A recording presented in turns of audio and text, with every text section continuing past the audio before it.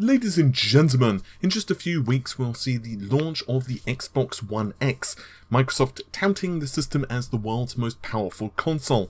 So, my name's Paul, and in this RegGamersIdicon video, we're going to be doing a rundown of all you need to know about Microsoft's upcoming system, including the system's specifications, graphical upgrades, migrating from an older Xbox One, pricing, and just about everything else under the sun. So with all of that said, let's just get started. Microsoft officially unveiled the system during E3 2017 and have announced the system was going to launch on November the 7th, 2017 around the world, priced at either $499 or if you live in Great Britain, it's going to cost you 449 British pounds. There were two editions of the system, the regular edition which you can pre-order now at most stores, or Project Scorpio edition. Now that version was very limited indeed. In fact, in my local game store, they actually only had 10 systems available, and I actually went there the morning after E3 2017's announcement, and in fact was told there were just a few systems left. To clarify, the Xbox One X isn't a new generation of Xbox, instead it's an upgraded system, much like Sony's PlayStation 4 Pro. We'll get to some of the other benefits in a moment along with the technical specifications, but essentially you will be able to play games with higher resolution, faster frame rates and better graphics than either an Xbox One or an Xbox One S.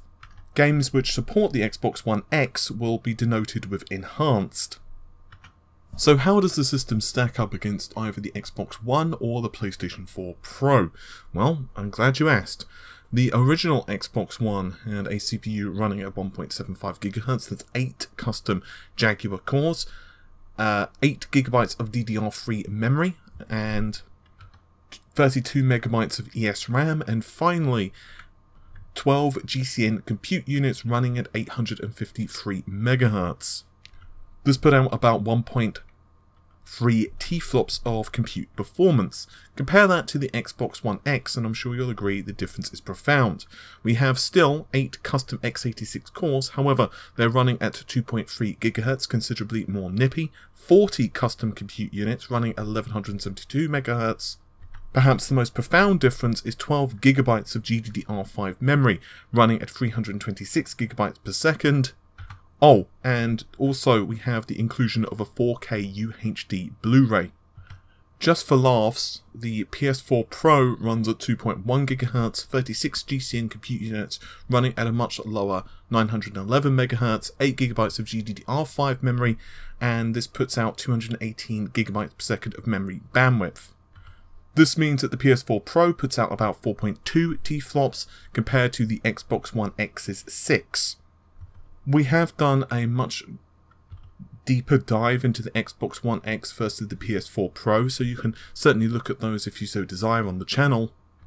And there are certainly things we're omitting. For example, the fact that the PS4 Pro can handle FP16 calculations by running 2 simultaneously, which is something that the Xbox One X's GPU cannot do. And we're also not doing justice to some of the Xbox One X's GPU and /CPU adjustments as well, including the fact that it has now DirectX 12 essentially baked into hardware. So what does this actually mean for games in terms of the two systems? Well, it's very early to tell at the moment. However, I do feel that the memory advantage of the Xbox One X is probably going to be the most interesting factor. We're starting to see Shadow of War on the PlayStation 4 Pro. Don't get me wrong, it looks pretty good, but it just doesn't have the RAM available on the PS4 Pro to have in the high resolution textures which either the PC or the Xbox One X can store. So another couple of questions which I'm sure many of you are going to ask. One, what does enhanced mean for the Xbox One X? And second, what if you don't own a 4K television, let alone a HDR one? Well, let's get into the enhanced thing first.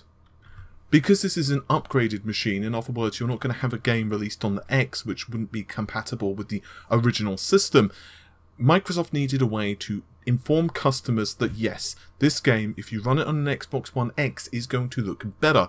Therefore, they decided to call it enhanced. So what does enhanced mean? Well, it depends upon the developer, quite frankly. So It could be higher resolution, it could be faster frame rates, it could just be better LODs, level of details at different distances, improved shadows, it could even mean something subtle, such as slightly tweaked clothing textures.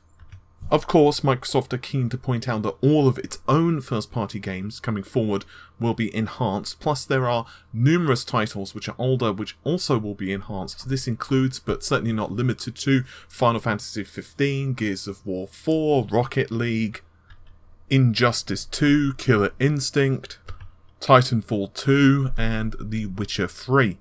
Secondly, worthy of note is that some titles, for example Rise of the Tomb Raider, will actually have a toggle.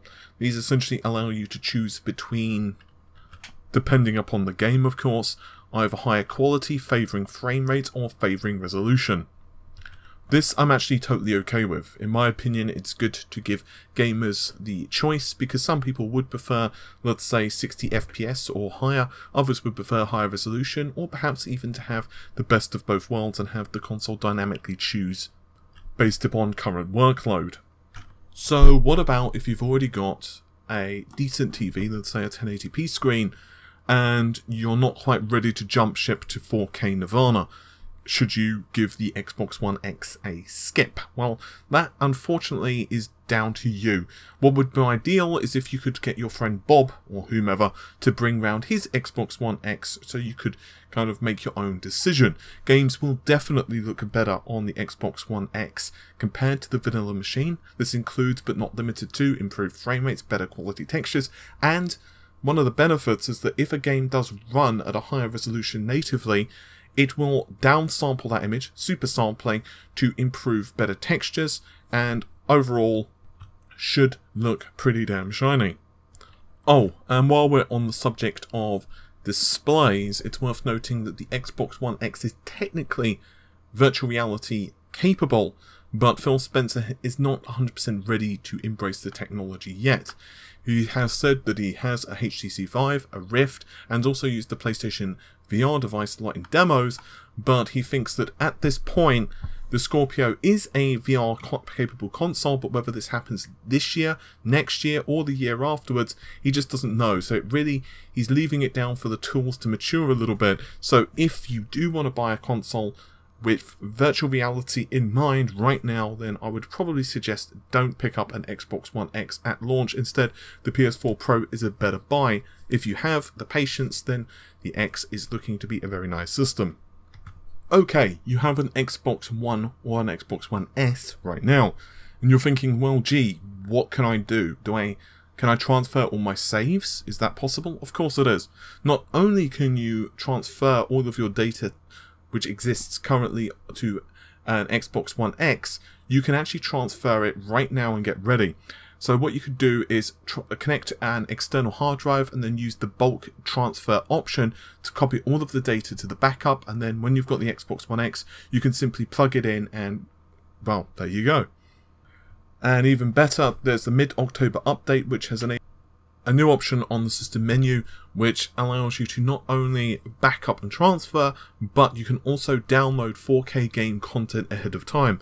So if you do happen to have a slower internet connection, this is definitely a bonus because you can get the high quality textures for your Forzas and other games ready and waiting. So the most obvious question is, who actually is the Xbox One X for? Now this is my opinion, and honestly, your usage scenario is going to be really different. Quite frankly, I'm very curious to hear your opinions on this one as well. So there are 3 or 4 potential demographics. The first is you've not got a current modern day gaming PC or a console, although I suspect the majority of you who are watching this channel, probably this doesn't apply. I can imagine most of you probably have a PS4 Pro or a PS4 or an Xbox or a gaming PC or a Switch or something along those lines. So I'm going to assume that that demographic's ruled out, so I won't talk about it in this video.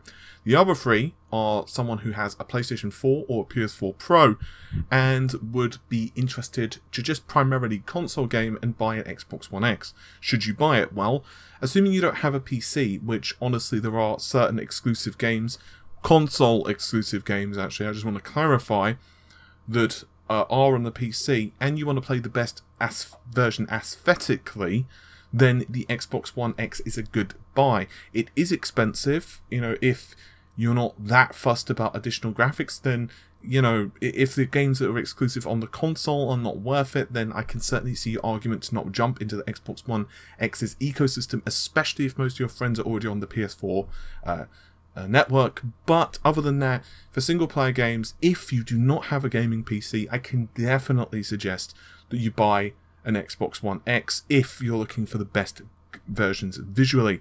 Much could be said if you're an Xbox One owner.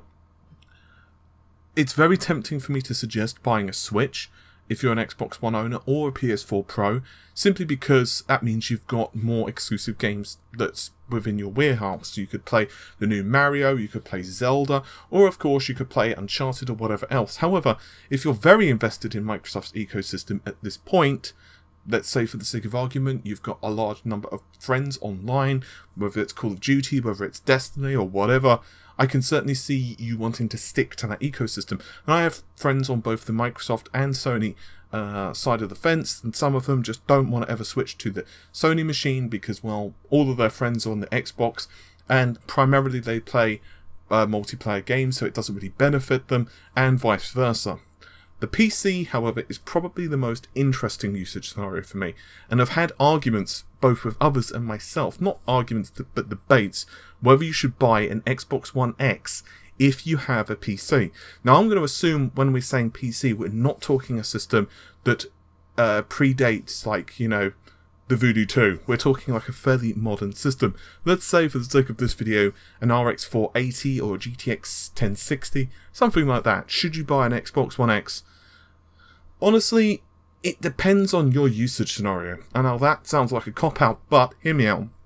If you have one television or one device that your PC, your Xbox and everything else are connected to, I could argue no. I would suggest just waiting for the machine to become cheaper. However, if you already have a decent gaming PC that's, let's say, in one room, and you want a system which has 4K Blu-ray support, excellent streaming, especially if you don't already have a console, then, or perhaps selling your old Xbox One or PS4, then I could certainly understand people wishing to buy the Xbox One X. You can, by all means, stream to devices via Steam or GeForce Experience or whatever, or you could build a small form factor PC. You could chuck in a GTX 1070 or a 1080 or whatever you wanted, a Vega 64, and you would certainly have a better experience visually than what the Xbox One X has. However, think of it this way. Let's say Shadow of War on the Xbox One X roughly runs at 30 FPS, with the resolution dipping slightly below 4K in some instances from what we're reading. However, it's still very early code. To put that into some level of perspective, you'd need, depending obviously on the rest of your hardware, but probably something like a GTX 1070 or a Vega 56 to be able to output that type of quality on a PC, just because of the optimizations which are afforded on a console. Now, I'm not saying that the Xbox is inferior or superior to PC, because honestly I'm a PC gamer. However, if you do just want a system, slap it into your TV at home and that's about all there is to it, then I can certainly see the argument to buy an Xbox One X. Ultimately, Microsoft probably doesn't care too much, they just want you invested in the ecosystem. So, whether you're buying a game through the Xbox One X, whether you're investing in Windows Store, okay, they probably want you to buy an Xbox One X. But anyway, I digress. That's about it for this particular video. Hopefully you have found it informative. As for rest of the content, well, there'll be a lot of stuff coming up over the next couple of weeks. It's just been a bit crazy, and I'll explain why in the next couple of days when things start to get settled. Let's just say there's stuff going on behind the scenes at the moment. Not bad stuff, just, you know, it is what it is. Anyway, hopefully you've enjoyed the video. I'll see you soon. Take care. Bye for now.